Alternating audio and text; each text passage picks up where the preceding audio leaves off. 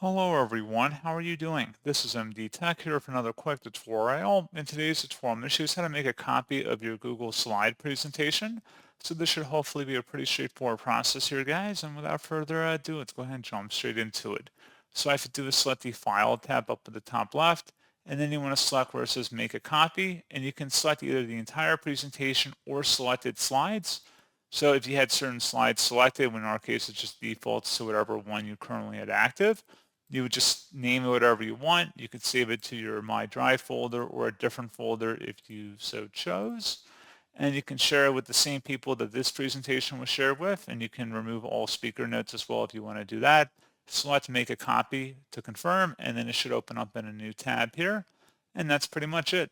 So as always, thank you guys for watching this brief tutorial. I do hope that was able to help you out, and I do look forward to catching you all in the next tutorial. Goodbye.